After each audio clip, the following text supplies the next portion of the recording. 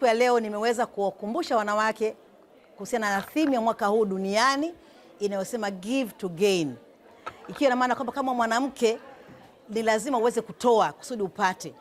Na utasema kutoa ni nini? Sina cha kutoa, lakini kama mwanamke viko vingi za kutoa. Unaweza kutoa muda wako, rasilimali zako, ujuzi wako ambao ukaweza kumsaidia mwanamke mwingine. Kwa hiyo siku ya leo nimeweza kuwashirikisha wanawake ni namna gani ambavyo kila mwanamke anacho cha kutoa.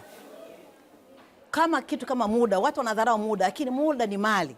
Kwa hiyo nimewakumbusha wanawake kwamba hata unapotoa muda wako kumsaidia mwanamke mwingine kufanya jambo fulani kwa ajili ya kuboresha, tayari unakuwa umefanya kitu ambacho kwa uhakika kitakuja kuleta majibu baadaye, kwa sababu kugain sio kwa kutu peke yake, lakini hata kwa jamii ambayo umetoa muda na kuifundisha na kuielekeza.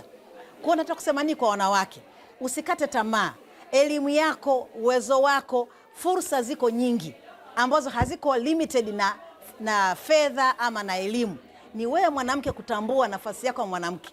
Tuko katika kipindi ambacho tunazungumzia sana mambo ya finances, mambo ya ujasiriamali, mambo ya msongo wa mawazo, lakini kiukweli haya yote yanawezekana kama mwanamke kwanza wewe mwenyewe utatambua nafasi yako mwanamke.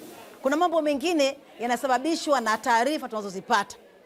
Kwa angalia sana taarifa gani ambayo unaipokea na ni katika chanzo gani, kwa sababu taarifa ni maarifa. Unapohitaji maarifa lazima una taarifa sahihi kwenye vyanzo sahihi. Tulijaribu kuangalia nini mahitaji makubwa ya watumishi wetu wanawake kwa maana ya elimu. Tulikuta kwamba kuna gaps kwa upande wa saikolojia, lakini gap ya pili tuliona kwamba tuna hiyo gap kwa upande wa management ya fedha, yani financial management. Masomo yamekuwa ni mazuri sana na watumishi wamefurahia sana, wameelimishwa mambo mengi kuhusiana na mikopo, faida na hasara zake, na namna ya kutengeneza bajeti zao, ni namna gani wanaweza wakaishi na bajeti zao ili kuweza kumudu financially, waweze kumanage bajeti zao katika maisha yao ya kila siku. Nina imani sasa watumishi wetu wote wamepokea vizuri hayo mafunzo yote. Sasa ni wakati wao wa kudigest na kuanza kuyafanyia kazi. Mwanamke anapambana na masuala mengi sana, yani stress mahali pa kazi, lakini pia mahali nyumbani. Kwa hiyo na tumesikia katika mafunzo haya tunaambia kwamba mtu unapoona mtu anakuwa na tabia ambazo si za kawaida, usimchukulie poa ukasema huyu anaringa au huyu hasalimii, huyu afanye nini. Tayari ukiona mtu ana dalili za namna hiyo, huyo tayari ana changamoto za afya ya akili.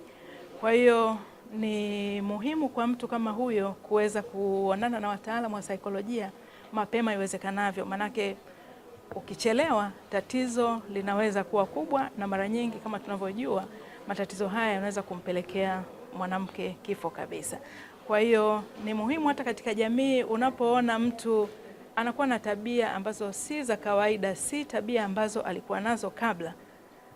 Sasa kama mwanafamilia au kama rafiki, ndugu, jamaa wanaomzunguka, ni muhimu umshauri kuonana na wataalamu wa saikolojia. Tumejifunza kuhusu kusave, kutokuwa na matumizi yasiyokuwa na lazima. Tumejifunza kuhusu afya ya akili kwa wanawake. Tumejifunza jinsi ya kupendana na kufanya kazi kwa umoja. Kwa kweli tunashukuru kwa yote tuliojifunza. Tunatumaini kwenda kuyafanyia kazi katika maeneo yetu tulioajiriwa pamoja na majumbani kwetu.